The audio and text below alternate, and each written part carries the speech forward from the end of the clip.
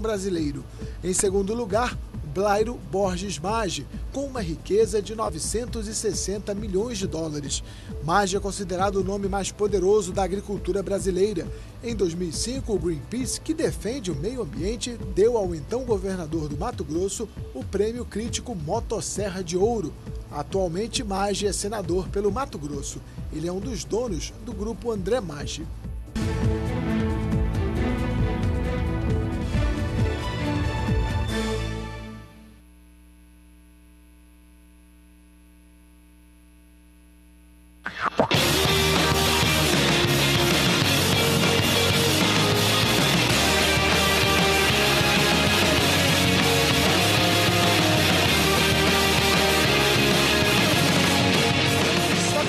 Mais um Antenados na Geral, ao vivo para todo o Brasil, na tela da Boas Novas. Esse programa ao vivo é diferente, você pode participar conosco desde o início. O tema de hoje é vencendo os problemas. O que te faz vencer o problema? Hoje em dia nós temos livros, literaturas, músicas e pregações que cada um às vezes fala uma coisa diferente. O que a Bíblia fala sobre vencer os problemas e também como passar por eles?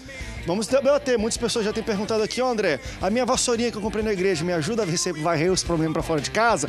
Nós vamos falar sobre também a questão de uso de coisas físicas, simbologias, nessa relação de abençoar e fazer você vencer o problema e também, enfim, da mudança, talvez de pensamento do que é a pessoa estar na aprovação. Antigamente, esse vai ser talvez o tema inicial nosso, uma pessoa que passava por aprovação, vivia na dificuldade, era um crente, fiel, santificado. Hoje, se o cara passar por muita aprovação é porque a fé dele é muito pouca, está ruim com Deus e só vive problema. Nós vamos falar um pouco também sobre essa mudança de mentalidade do que é tribulação ou passar por problemas, sendo crente ou evangélico. Para falar um pouco sobre tudo isso, recebo ele que é pastor da juventude da Igreja Comunidade Batista do Rio de Janeiro, Rafael Chedi. Bem-vindo ao Antenados, meu quarterback. Tamo aí, mano. Tenho certeza que vai ser uma benção esse papo. Ali, tá? O Chedi é engraçado, ele é sério, mas quando para aqui para falar, meu irmão, vai embora. Fora das câmeras, então, não para de falar. Também recebo ele que é pastor da Assembleia de Deus, Ministério O Novo Tempo e também apresentador do programa Viva Rio, pastor Sidney Gomes. Pastor Sidney, bem-vindo ao Antenados. Obrigado. E problema para ser resolvido aqui hoje, né? Tem muita... O que tem de problema aí... Não liga para dizer o seu problema para cá, não, senão o telefone não vai parar de tocar. Mas se você tem alguma coisa para comentar, concordando e discordando, o Antenados também se estende aí no sofá da sua casa. Você pode participar conosco de qualquer lugar do Brasil. Para falar também um pouco sobre esse tema de hoje, recebo ele que é pastor do Ministério Internacional do Avivamento, pastor Everson Rodrigues. Pastor, bem-vindo ao Antenados. Amém, brigadão, um prazer estar aqui sempre e tenho certeza que esse tema vai balizar assim na mente do nosso público, né? Um tempo novo em nome de Jesus. Seja bem-vindo, pastor. Também recebo ele que é pastor da Assembleia de Deus, Ministério Boas Novas, pastor Ezequias de Oliveira. Pastor Ezequias, bem-vindo ao Antenados. Pastor André, é um prazer voltar a esta casa e fazer um debate sobre esse tema muito importante. E a Bíblia já diz que nós somos mais do que vitoriosos. É só confiar no Senhor Jesus. Os problemas vão saindo.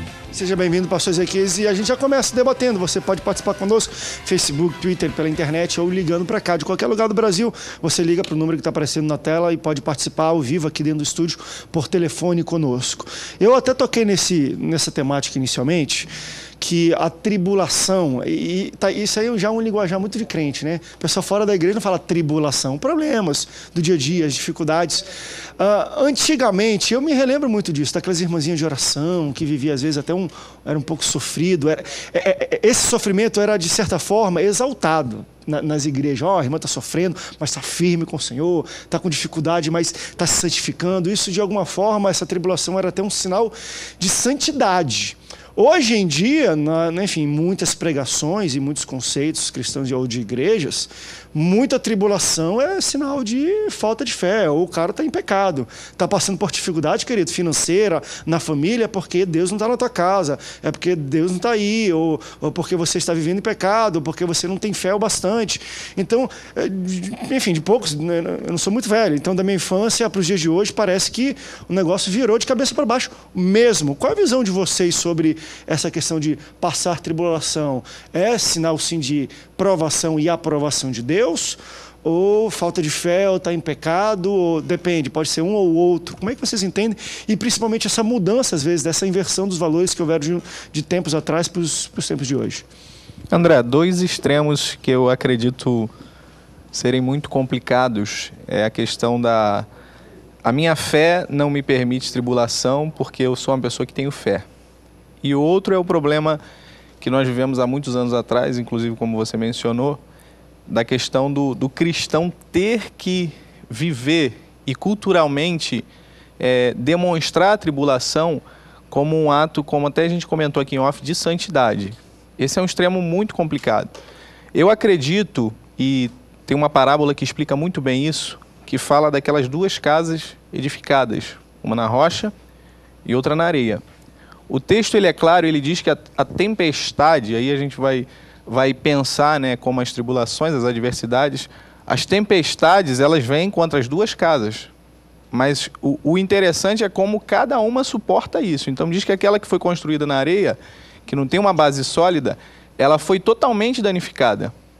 E a que estava edificada na rocha, ela não sofreu nenhum dano. Então, nós vivemos sim tribulações, adversidades, problemas, mas a maneira como nós reagimos quando nós temos uma vida cristã consolidada, ela é uma maneira que não permite que as tribulações, as adversidades causem danos na nossa vida. Eu acredito dessa forma e tenho vivido isso. Até corroborando com isso e trazendo para mim para o debate, durante a fala do pastor Everson, eu comecei a pensar a identificação ou identidade do cristão, vamos dizer assim, da igreja, das pessoas que inicialmente conviveram com os apóstolos, que conviveram com o próprio Jesus. A identidade cristã ali, ela era entendida em Jerusalém das pessoas que era alguém que ia sofrer perseguição.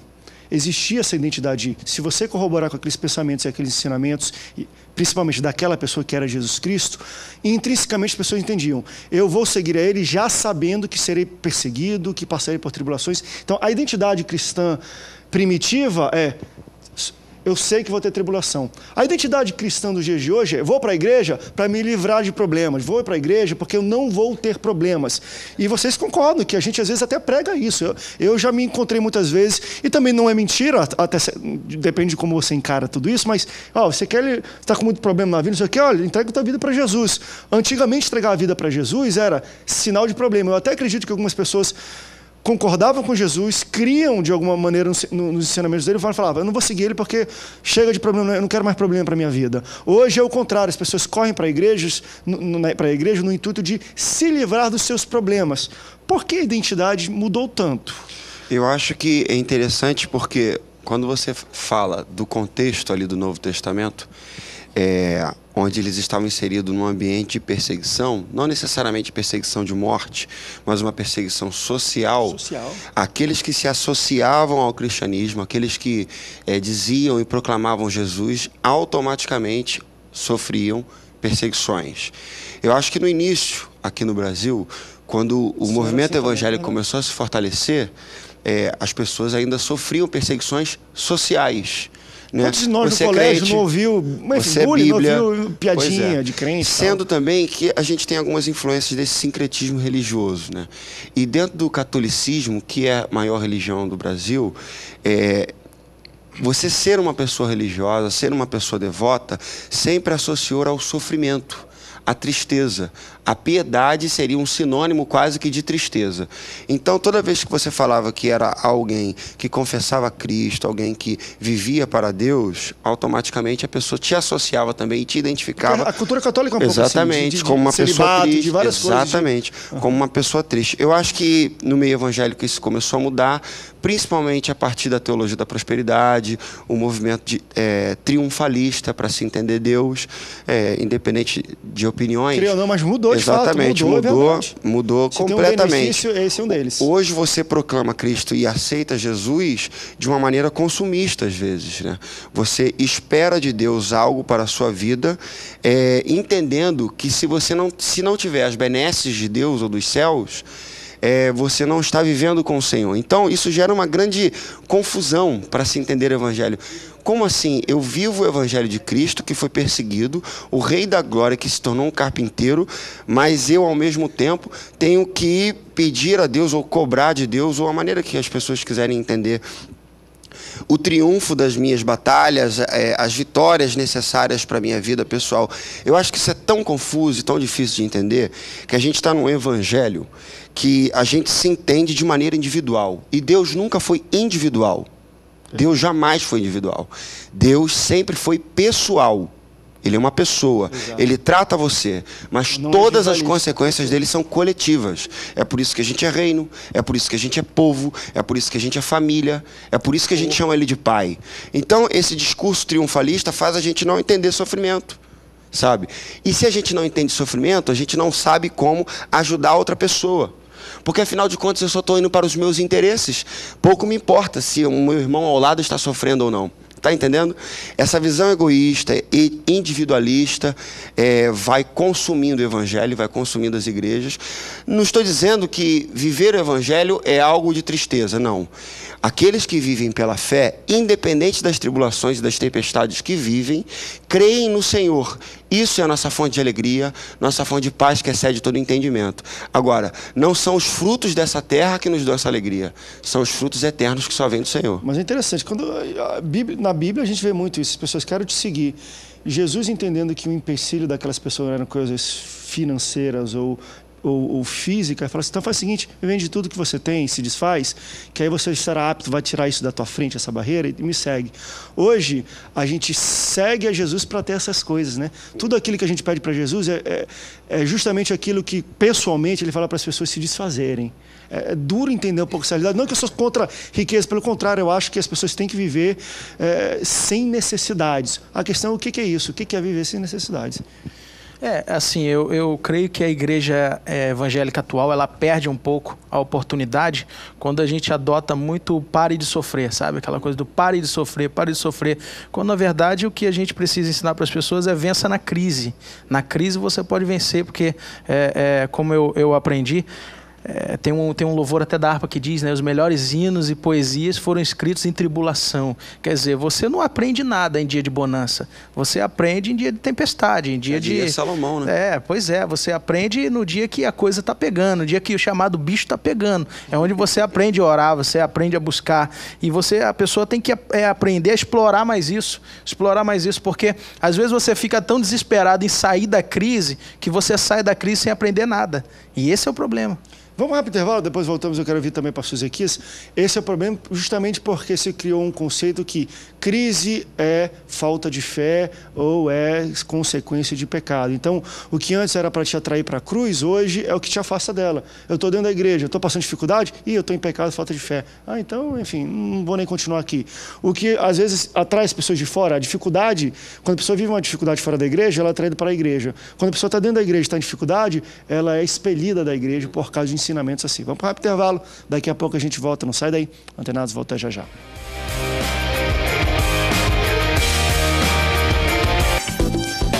Segundo bloco do Antenados na Geral, ao vivo para todo o Brasil, estamos falando sobre vencer os problemas. Claro que nós levantamos algumas problemáticas aqui de ensinamentos e de conceitos.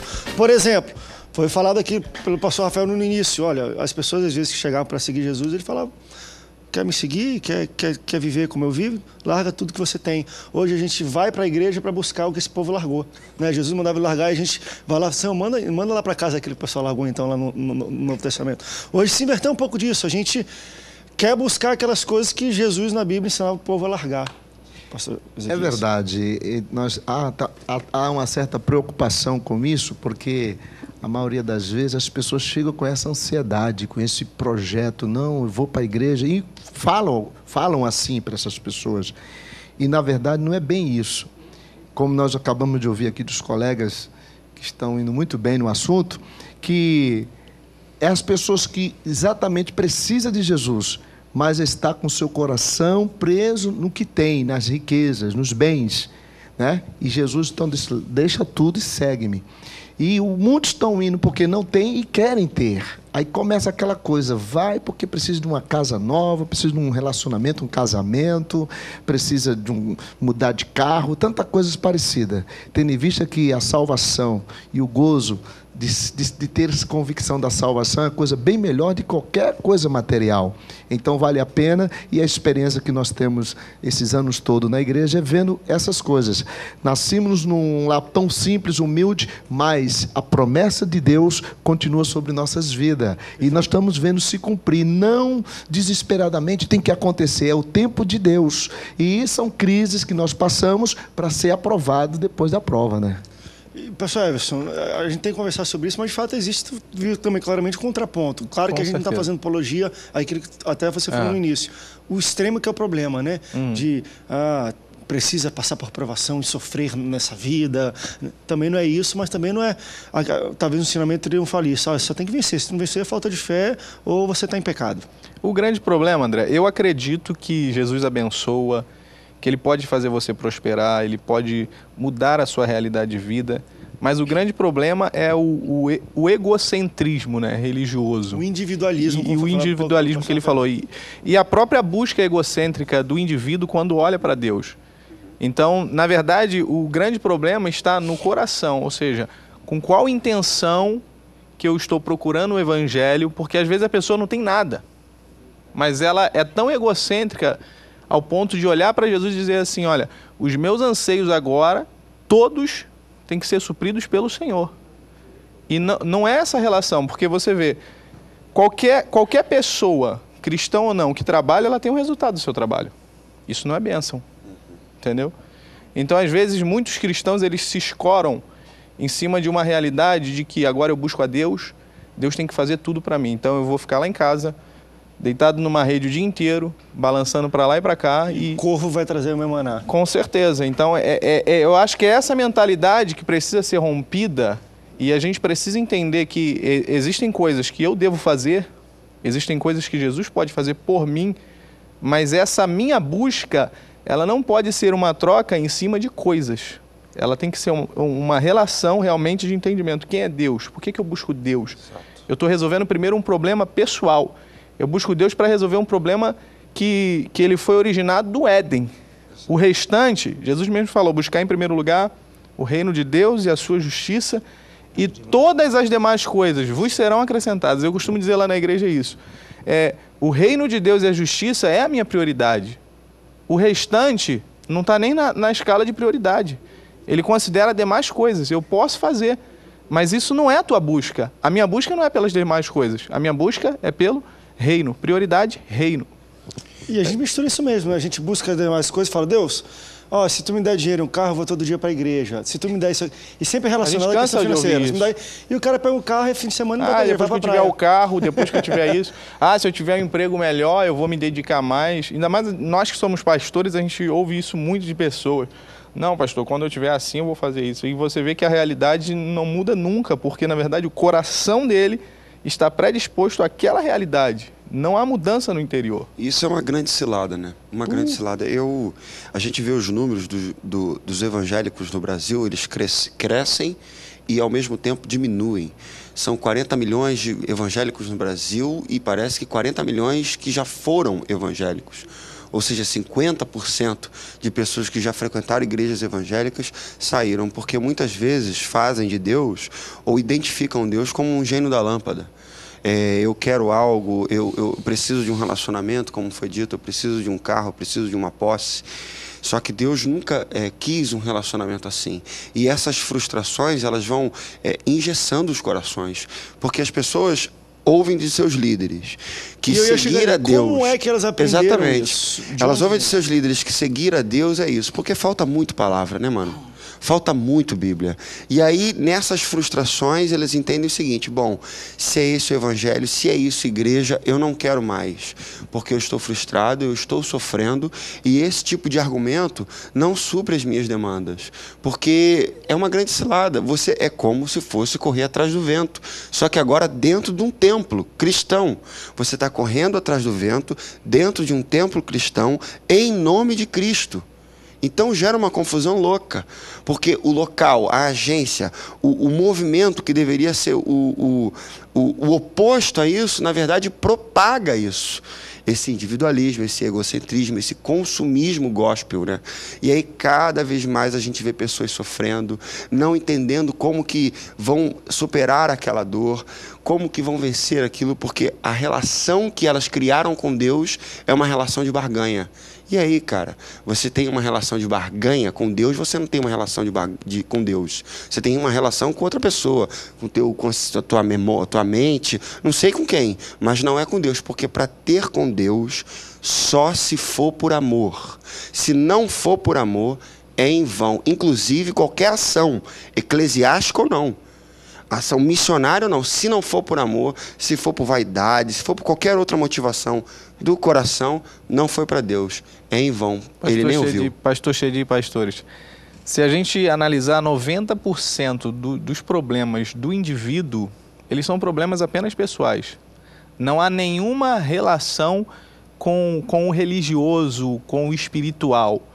E aí a gente às vezes sofre uma sobrecarga de dizer, não, tudo é espiritual, você é pobre, você tem um problema espiritual. Se você tem esse problema, é espiritual. Claro, é espiritual no tocante do indivíduo não se relacionar da forma correta com Deus. Porque a igreja, ela caminha, não o que a liderança ensina, mas a igreja ela caminha no sentido de satisfazer só as suas necessidades. Mas o que nós transmitimos, nós estamos levando a uma geração de maturidade em cima de todas as adversidades, em cima de todas as situações. Esse é o caminho, é o nosso desafio. Ou seja, eu busco a Deus, mas acima de tudo, eu tenho que ser alguém maduro, porque eu estou me tornando um novo indivíduo, uma nova criatura. Mas parece que há uma transferência, eu venho para o reino e aí todos os meus problemas, as minhas manias, os desajustes de caráter querem permanecer e fala assim, Deus, agora faz tudo. Então, assim, é uma relação difícil e é uma relação que, às vezes, ela é alimentada porque eu acredito que, às vezes, como liderança, você olha assim e você fala, vou dar o que para essa pessoa?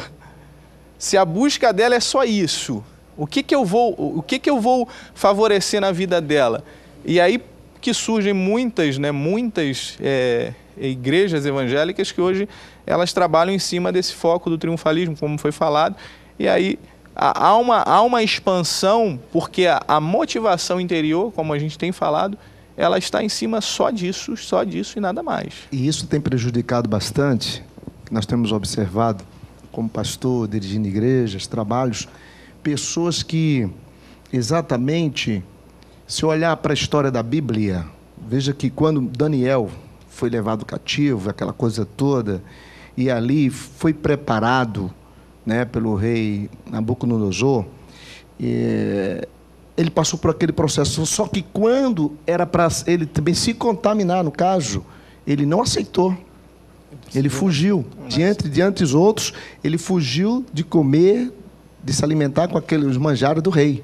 Agora você viu que há um propósito de Deus na vida daquele homem, olha a diferença, e ele ficou isento daquilo, se manteve ali, lá na frente provou que se ele não se misturasse, não se contaminasse, ele estaria com a sua presença, uma formosura melhor e diferente dos outros que se contaminaram, comeram do manjar. Logo depois o rei morre e o sucessor dele, né, o que reinou, lá na frente precisou de chamá-lo, que fizeram uma festa, aquela coisa toda, e sabiam que existe Daniel.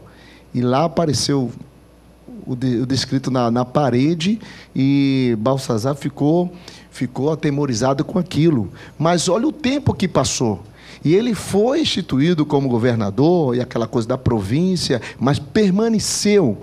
Ganhou muito dinheiro, muito ouro, muita prata, mas não se moveu, manteve a mesma integridade. Então, isso significa o evangelho dentro de nós, permanecer aquela coisa simples, mas agradável aos olhos de Deus. E quando chega diante do homem, chama, ainda existe, Daniel está aí.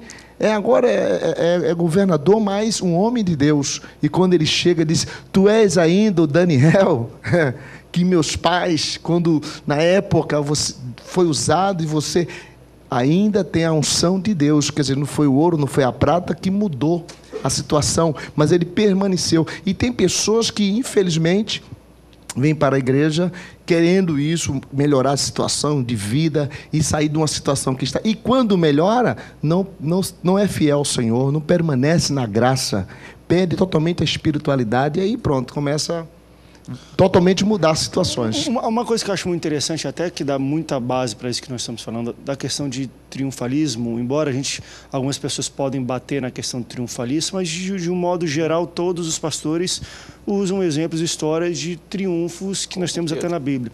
Só que tem uma coisa que é muito interessante na Bíblia. A Bíblia, E aí ela talvez seja aí o exemplo maior de pregações de mensagens, as mensagens todas são tiradas dela.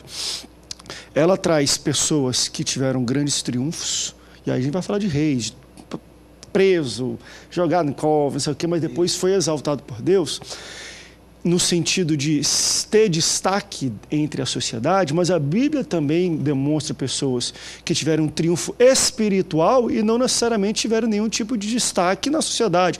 Deixa eu começar por todos os apóstolos, praticamente. Morto apedrejado, morto crucificado de cabeça para baixo, exilado. Se você pegar os apóstolos ali, né, que andaram com Jesus, todos, me fala um aí que teve sucesso, que teve triunfo, que acabou como um grande homem, que foi exaltado perante a sociedade. Tu não vai citar um deles, que é hoje engraçado. Enquanto vocês estavam conversando, eu como trabalho com televisão, eu vejo muito vídeos, eu vou na internet e gosto de assistir muita televisão, programas de várias igrejas, gosto de ver vídeos. E toda vez que querem tem um segmento de testemunho, traz algo... 90% das vezes é o testemunho de uma pessoa que teve um triunfo, claro, de fé e tudo, mas prioritariamente triunfo social. Veio do nada, não sei o que, do nada, daqui a pouco, pau, grande empresário. Começou o ministério pequenino, nada, pau, daqui a pouco 10 mil igrejas. E eu acho que isso também está inserido no contexto da Bíblia. Mas não vamos esquecer dos apóstolos, que foram salvos e alcançados e reconheceram Jesus como Messias e morreram crucificados, e morreram perseguidos, e morreram exilados, morreram surgidos. Então, assim, a Bíblia tem os dois lados. Eu queria depois a gente falar um pouco sobre isso também, porque quando se prega sobre isso, a gente pega o rei, a gente pega Moisés, pega todo mundo. Agora vamos pegar os apóstolos para pregar sobre esse... Sofreu hoje, lá no final vai ter sabor de mel. A gente está falando de quê? De sociedade ou está falando de fé? Se for de fé, vai ter sabor de mel mesmo. Sociedade nem sempre, querido. É isso que a gente espera. Vamos para um rápido intervalo, daqui a pouco a gente volta. Sai daí, Antenados volta já já. Falei muito.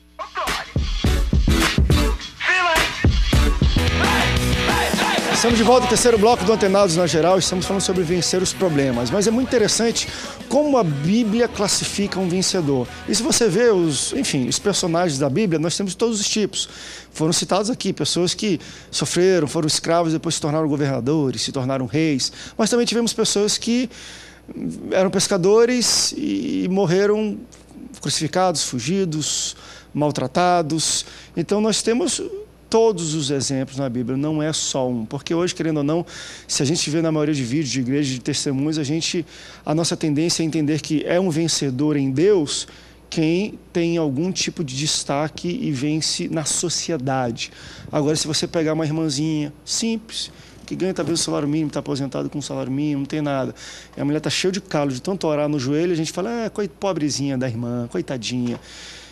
O que é um vencedor para a Bíblia? A gente está falando de vencer os problemas. Como é que a Bíblia encara? O que é um vencedor para ela? Eu acho o seguinte, a Bíblia nunca foi contra o triunfo, sabe? Mas existe uma diferença muito grande desse discurso triunfalista para aquilo que é triunfo na palavra do Senhor.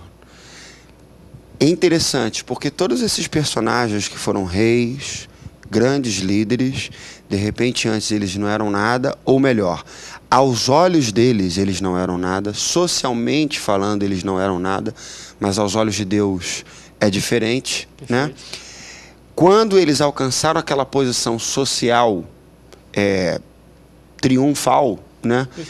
Foi para a manifestação da glória de Deus.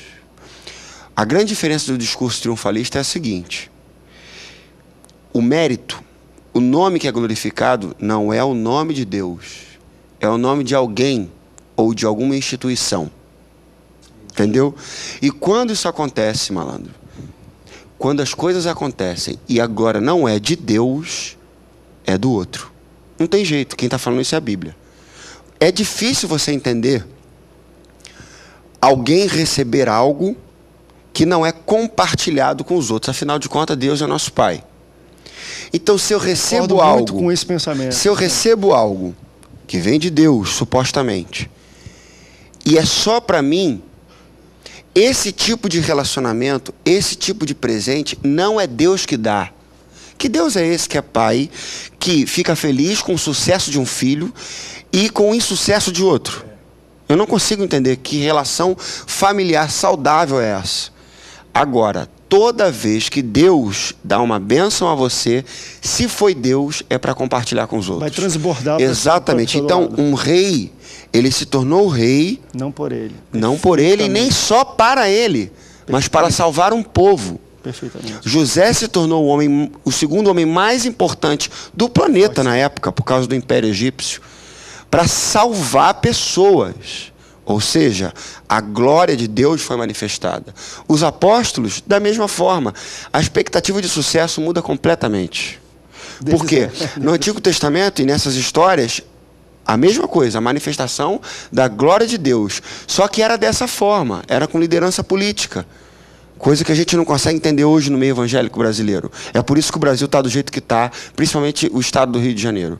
E aí a gente continua nos nossos tempos, exato. A gente continua nos nossos tempos, proclamando Cristo, e aí não há uma mudança geopolítica, não há uma mudança de nada, e nego continua sofrendo no hospital. Mas não tem problema não. Deus está ouvindo aquelas senhoras nos hospitais. Ele pode não usar a igreja, mas ele vai usar alguém para se levantar e para lutar contra essa corja de corruptos. E essa luta não é contra sangue nem carne, é contra principados e potestades, porque essa mentalidade corrupta está dentro de nós. Inclusive, a gente tem que lutar contra isso, todos os brasileiros, isso faz parte da gente. Aí, lá no Novo Testamento, também foi a manifestação da glória de Deus. Aqueles apóstolos morreram em nome de Cristo, mas eles tiveram sucesso. Nós estamos aqui, falando de Cristo. Eles conseguiram, eles venceram, eles tiveram triunfo, por causa da glória de Deus. Esse discurso triunfalista não quer a glória de Deus, quer a glória pessoal ou de alguma instituição. Ou vamos assim, vitória ou sucesso social, mesmo não tendo, tiveram um impacto tão igual ou até maior do que homens que foram usados por Deus para ser reis, embora proteger o povo de Deus, por isso estamos lá hoje. Enfim, deu continuidade ao povo judaico, por onde veio a linhagem de Jesus Cristo, estamos aqui. Mas talvez um homem que não teve tanto sucesso, triunfo, hoje é um pouco isso também. Eu vejo muito, principalmente dentro da igreja. Quem não tem tanto destaque social, até poder aquisitivo e tudo, às vezes ele altera, ele influencia muito mais pessoas ao redor dele do que pessoas que têm muita coisa. Às vezes pessoas que têm muita coisa não influenciam tanto. Exato, mano. Só um adendo aqui. Por exemplo, toda vez que você vê algum servo de Deus cumprindo a sua missão, a sua carreira, a sua vocação, a grande maioria das vezes, esse camarada, essa mulher, porque às vezes a gente é muito machista, né? Só faz referência aos homens. Esses servos e servas do Senhor, às vezes lutam tanto que não querem aquela posição de liderança, não querem aquele reinado, onde para todo mundo, de repente, o camarada é um alvo de inveja. Ah, ele é rei, ah, ele é líder, ele é pastor, sei lá o que, ele é missionário, ele é apóstolo, sabe? Ele era servo de Jesus, discípulo. E muitas vezes esses camaradas querem dizer não para isso, eu não quero. O cara foi chamado para salvar uma nação e falou, não quero, não quero ir para Nínive. E quando foi, eu nunca vi isso. O cara pregou, o rei se converteu, todo mundo se converteu. Que mensagem, o cara era fera demais, mano. E ele não queria. E o interessante é que a mensagem da conversão dele não é a mensagem, aceita Jesus que tudo vai ser lindo. Você, não, vai morrer. Eles vão matar você. Vai morrer. Vai morrer. Como diria Tiririca, vai morrer, né? Vai morrer. Então, cara, você vê o sofrimento associado, ligado a pessoas de triunfo. Tá vendo? Pessoas de triunfo, pessoas que tiveram vitórias em nome do Senhor, para a glória do Senhor. Então, não necessariamente o camarada que vive as vitórias do Senhor é uma pessoa que não participa dos sofrimentos. Até porque o Senhor fala, não, os meus vão participar do sofrimento. Carrega a cruz, mano. E isso é sacrifício de louvor. Isso é forte. Fala em línguas aí, pastor. Tá forte o negócio aqui. Não, maravilha, tá, maravilha. Assim, eu concordo com o pastor Chedi. Acertei? Chedi? Quase não sai aqui, né? Pastor Chedi. Porém, assim, se tratando de mais especificamente de problemas, eu acredito também que, assim, todo problema ele esconde, né, uma cadeia de recompensas, né? Você é recompensado pela capacidade que você tem de resolver problemas ou não. E acaba que no futuro você vai ser lembrado por isso, pelos problemas que você resolveu e pelos que você causou, pelos que você deixou, entendeu? Então a igreja, eu volto a falar, que a igreja ela reage muito mal a esse tipo de problemas, porque há momentos na vida em que você pede para Deus uma grande vitória e Ele te dá um gigante. para você enfrentar. E é esse gigante que representa a mudança de fase na tua vida, esse gigante que é a curva. Então, assim, é o que eu volto a enfatizar aqui. Pode falar. Não, só corroborando contigo. Não há vitória sem luta. Aí, enfim, deixa eu trazer isso para uma linguagem de MMA. Mas de fato, a gente já lembra de Davi e Golias. Se não houvesse aquela luta, quem seria Davi? É um garoto que fica levando queijo para os irmãos, que isso vai aí. levando alimentação. Tem que ter uma luta, tem que ter uma coisa para você ser vitorioso. Por isso que teve gente na internet falando, André, eu até concordo, falo assim, Deus só abençoa e chama de vitorioso quem ele prova e aprova. Não existe relacionamento genuíno com Deus para quem só vive na boa e não passa por problemas ou entende que não existam problemas na vida. E é correto, porque como tu pode chamar um cara de vitorioso, pode ver, até quando se for WO, tu fala, esses caras não ganharam, porque não tem gol de vitória, tem que ver com 49 minutos do segundo tempo, faz aquele gol, vai para os pênaltis, que nem vai para os pênaltis, aí é vitorioso, aí o cara se sente vitorioso. Vamos só para a ligação do Vander de Campo Grande, está na linha. Tudo bem, Vander? Tudo bom, querido? Tudo bem, meu amigo. Que bom também receber você aqui no Antenados. Manda ver, Vander. Olha só, nós participamos de uma equipe de evangelismo na favela Antares. É um lugar muito perigoso. E a igreja a qual pertencemos renega a gente, não ajuda, e muitas vezes somos tratados como os doentes que ajudamos lá. Entendeu? Procuramos fazer o evangelho de Jesus, não aquele evangelho egoísta. Mas mesmo assim sofremos consequência disso. Inclusive o pastor muitas vezes ele dá uma de surdo mudo. Tá bom, É isso aí, meu amigo. Obrigado, Wander, pela sua participação. Eu acho que vai entrar um pouco, acho que o Rafael falou, o Everson também falou um pouco sobre isso.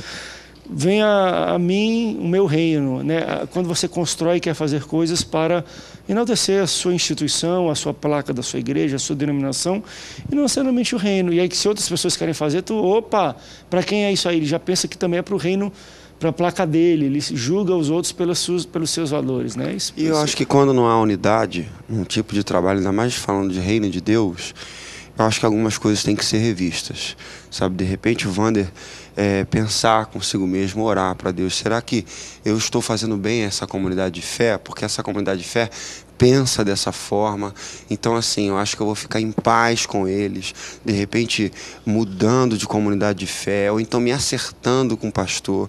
Eu acho sim importante você estar em paz com a sua liderança, porque como fazer um reino dividido, meu querido, é complicado.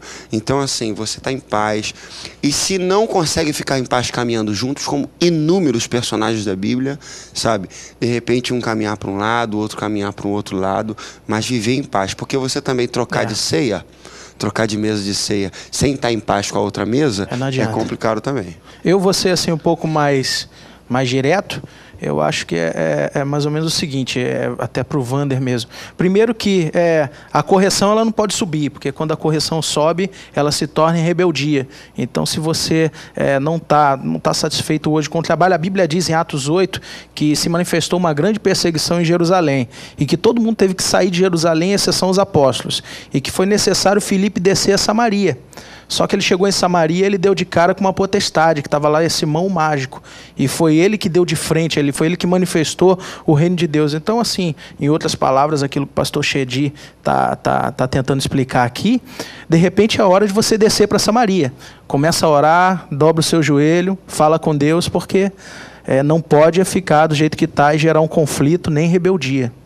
Às vezes o nosso próprio trabalho para o reino, como às vezes nós declaramos, eu estou trabalhando para o reino, às vezes ele está cheio de conceitos pessoais e vontades pessoais também. Cheio de orgulho, né? E às vezes a gente tem que repensar, eu realmente estou fazendo para o reino ou estou fazendo por uma satisfação pessoal? Porque é aquilo que foi falado desde o início, né? O que traz satisfação pessoal, o que vai trazer glória para si, está fora do reino. Não é do reino. Se não for por amor, é em vão.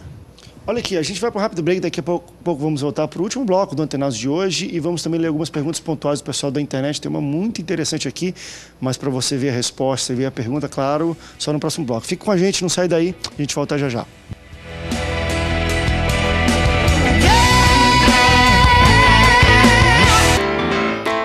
Último último bloco do Antenados na Geral, estamos falando sobre tribulações, sobre vencer as dificuldades. Você pode também participar conosco nesse último bloco, como fez o nosso amigo Wander, que ligou para cá e entrou ao vivo para falar conosco. Olha que pergunta interessante.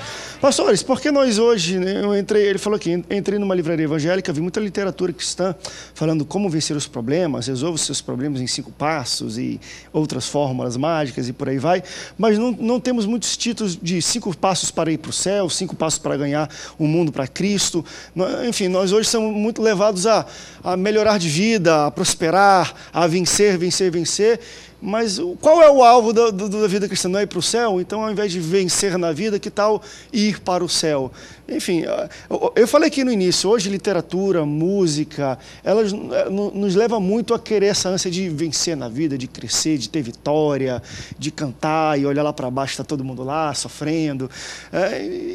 Às vezes eu tenho minhas ressalvas quanto a algum desse conteúdo aí. Eu acho que esse evangelho, por conveniência, ele não funciona.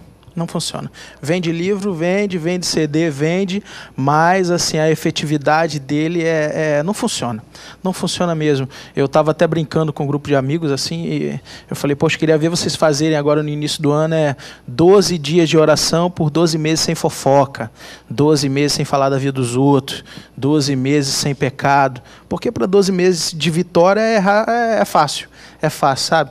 Então, assim, fica muito conveniente, muito aquilo que me agrada, muito egocêntrico, é um antropocentrismo muito grande, aquela parte do meu umbigo, a minha vitória. E não é assim, gente, não é assim. Chega a hora que a igreja precisa sair da frente do espelho e olhar na janela, ver quem está lá fora e quem está precisando de você.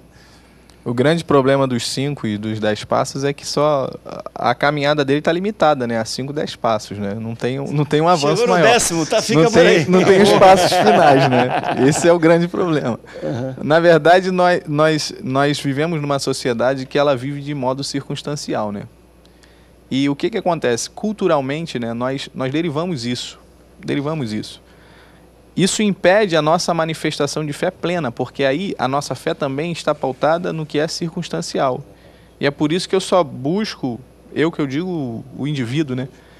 Eu só busco o que é da circunstância, o que é daquele momento. Eu não busco a base que vai, de repente, me dar a firmeza para que quando a circunstância se levantar, eu seja alguém capaz de romper. A gente falou sobre Davi, né? Davi estava lá no campo, pastoreando, e Davi já tinha rompido circunstâncias. Ele disse, eu venci um leão, eu venci um urso. Ou seja, eu não sou uma pessoa sem experiência, eu sou uma pessoa que tem maturidade para vencer. Eu já venci um leão e um urso. Esse incircunciso filisteu vai ser como um deles. Então, ele falou da sua experiência e ele também falou da relação que ele tinha com Deus. Eu vou vencer em nome do Senhor dos Exércitos. Então, nós precisamos pensar nessa forma. Ou seja, quando eu vivo de forma circunstancial, eu deixo de me educar para viver realmente com maturidade sobre todos os tempos.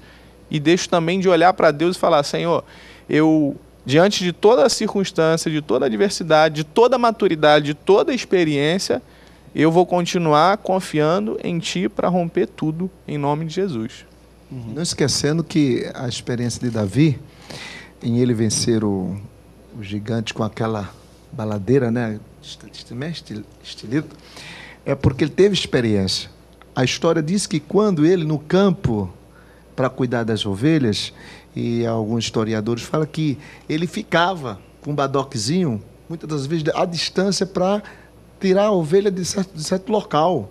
E a pedrinha, e até mesmo alguns animais se aproximassem. Então ele ficou o quê? Especialista na baladeira, quer dizer, teve a experiência. E no momento exato ele não precisou de outra arma. Foi o quê? 5 pedrinhas, e é com essas pedrinhas que eu vou derrubar. Olha que experiência tremenda para sucesso e vitória do seu povo. Eu achei interessante, o pastor Chedi falou sobre fazer por amor, né? Tudo na obra de Deus, fazer por amor. E o próprio Davi, né? Você vê que ele venceu o leão no anonimato, venceu o urso no anonimato. E só aí que Deus qualificou ele para vencer o gigante na frente da multidão, né? Na frente da multidão. Então é algo interessante, porque Deus ele age assim. E o povo quer vencer o leão e o urso na frente da multidão. Essa é a grande verdade. E uma coisa que é interessante. Isso aí na foto, a gente postar falou no aqui Face. de experiência de relacionamento. Então ele já tinha uma experiência prévia para poder vencer aquela batalha. Hoje o cara não tem relacionamento com Deus, não segue a nada. Quando dá o problema, ele já quer Deus resolve para mim. E nunca venceu nada, já nunca quer venceu nada, já quer destruir gigante. Não, exato. E se frustra quando isso não acontece. Então, a gente sabe que Deus requer um relacionamento com Ele, para você ir quebrando barreiras e aumentando na fé e por aí vai. Agora, enfim, você nunca teve nada, pede, já quer muito para Deus, Deus vai dar a mão, tu quer o braço inteiro, aí é duro, né? Cara, eu não vejo muito problema alguém querer escrever sobre como vencer na vida, como 5 passos. Às vezes, o cara dá instruções administrativas, de liderança, de foco, e as pessoas não têm essa consciência, pode ajudar algumas pessoas ou não.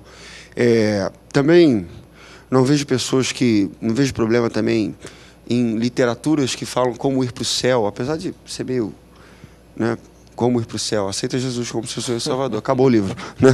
Então, não sei o quê. Mas dá para escrever muita coisa sobre isso. Não, mas assim, cara, eu não vejo problema muito nisso. Eu acho que eu vejo mais problema no seguinte: independente das frentes, até porque o desafio de Cristo não é ir para o céu. Ir para o céu é algo que só Ele pode fazer por nós. Então não tem a nós cabe crer. E na crença, amá-lo. E amar vai gerar santidade em nós, porque a obediência, inclusive no anonimato. Você matar o leão, matar o urso, no anonimato, por amor, ou seja, obedecer, sacrifício de louvor, onde só você e Jesus, ali. E aí você fala assim, eu não quero fazer isso aqui porque eu te amo, e eu quero viver para ti. Mas eu acho que o grande problema hoje, e o que tem causado muita dor e muito sofrimento, não só dentro das igrejas, mas principalmente fora das igrejas, porque a gente tem tido um papel omisso, não é como ir para o céu, mas como fazer o céu. Como parar de esperar por dias melhores e viver dias melhores, construir dias melhores. Eu acho que falta literatura disso, mano. Coisas assim, de pesquisa em como que nós, servos do reino de Deus, podemos de alguma forma ajudar o Rio de Janeiro e o Brasil a ser uma cidade melhor, uma nação melhor. Afinal de contas, nós não somos os detentores da palavra de Deus, aqueles que proclamam, aqueles que são os profetas. E às vezes a gente não vê isso, sabe? A gente se preocupa mais com os nossos triunfos individuais, tanto espirituais, de ir para o céu, ou sei lá para onde, na estratosfera, sei lá para onde ele quer ir, ou então de vitórias aqui dessa terra e conseguir os frutos dessa terra. Mas eu vejo pouco, é o seguinte, vamos amar mais o próximo, vamos amar mais Deus, externalizando o nosso amor ao próximo, vamos ser mais inteligentes, vamos entender mais o que a palavra de Deus quer dizer em relação a proclamar o Evangelho. Isso aí eu vejo muito pouco, mano. Uma coisa que me traz muita preocupação dentro desse tema que nós estamos falando, de vencer as dificuldades e tudo mais, é que, de fato, quando eu começo a ver igrejas inteiras, às vezes membresias e tudo, passando por qualquer até tipo de dificuldade, isso, ao invés de aproximar essas pessoas da cruz, distancia elas da cruz. Porque eu vejo na Bíblia, e Deus, eu acho que Ele usa desse artifício, quer que uma pessoa se aproxime dele, Ele vai tirando algumas coisas, ao invés de dar. Vai tirando algumas coisas. Eu quero ter proximidade, que essa pessoa tenha proximidade comigo. Deixa Satanás até tocar na pessoa de vez em quando para poder trazer a essência dessa pessoa e se aproximar. Só que hoje, esse que é o meu grande medo, é quando as pessoas se aproximam de Deus, não quando Deus tira, mas quando Deus dá para as pessoas. E aí você vê um monte de gente que está na igreja e que quando não tem o que elas pedem, o que elas esperam, ou estão passando por dificuldades, ao invés de se aproximar mais ainda de Deus, falando, Deus, eu sou ainda mais dependente de Ti, porque eu não tenho nem as riquezas dessa terra, as pessoas se distanciam dele, porque o que aproxima hoje muitas pessoas é quando Deus dá, ao invés de quando Deus retira. O que pega muito aí é o desespero, é a ansiedade, sabe? Porque a Bíblia mesmo diz que Deus ele é longânimo, quer dizer, longo e lento. É o trabalhar de Deus. Então, geralmente, Deus tira, mas tira com propósito. Tira com um propósito, tira de repente para aquela pessoa crescer sem aquilo. Crescer sem aquilo é só assim, corroborando o que você está falando. Crescer sem aquilo e a pessoa se desespera e acha que perdeu na vida. Não perdeu. Deus está te ensinando alguma coisa. Deus está te levando para uma escola. O deserto é uma escola de vida para Israel e para a igreja. É a geração fast food, né? A gente derrota. Essa geração fast food não consegue entender que Deus trabalha por processos e não por atalhos. E às vezes a gente vê, principalmente juventude e evangélica, querendo os atalhos ao invés dos processos de Deus. Agora, toda vez que você vê um grande personagem bíblico que quis buscar a Deus, que quis o encontro com Deus, esses encontros e o resultado dessa busca não foi feito em momentos de triunfo. Pelo contrário, foi momentos de sacrifício, momentos de posicionamento. E ali, naquele momento, ele viu a Deus, ele encontrou o Senhor e teve a força do Senhor, né? Para fechar, que eu já está terminando nosso programa, eu estava analisando sobre a parábola dos perdidos e analisando sobre, por exemplo, a dracma e a ovelha. Teve alguém que se interessou, porque de si mesmo elas não viriam, não surgiriam, não voltariam para a mão do dono, né? A dracma, a moeda, como também a ovelha que não tinha direção, sentido, tem que ter um pastor para trazê-la. Diz a história que ele não dormiu enquanto não foi apanhar a última que ficou lá fora, para completar as 100 ovelhas.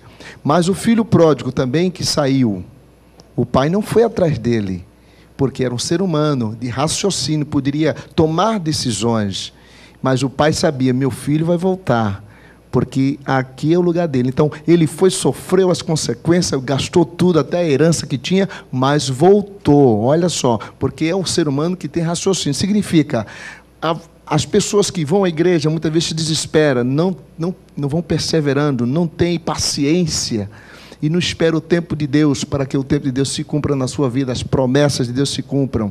Aí se decepcionam e muitas vezes abandonam, sai do barco, né? Mas aí está essa experiência. O pai espera, porque o filho vai voltar, as portas estão abertas. Deus está esperando, muita gente está assistindo. Não é verdade? Aí, é mais ou menos assim que a gente vê o mover e as bênçãos de Deus na vida do que serve, que é perseverar, ser fiel até a morte e dar-te a coroa da vida. O grande propósito de Deus é nos tornar, né, semelhantes ao Filho. Então, Ele vai fazer o que for preciso, e a gente precisa entender isso, para que a gente obtenha, né, essa imagem que foi danificada no Éden. Então, se houve um dano, e eu não reconheço que houve esse dano, e não luto para isso especificamente, acima de qualquer coisa, eu estou rejeitando aquilo que é o propósito principal, de nos tornar como filhos, semelhantes a Jesus, vivendo em santidade. Só vitória, crente. Coitado de Deus, vai sofrer muito comigo. Eita ainda. Deus, Nossa, a gente está chegando. lapidar. A gente está chegando ao final do programa de hoje. Espero que você tenha gostado, pastores. Obrigado pela presença de vocês hoje. Obrigado, um papo muito bom. Obrigado pela sua audiência. Deus te abençoe. Até o próximo Antenados na Geral e tenha uma semana e um dia de vitórias. Tchau, tchau.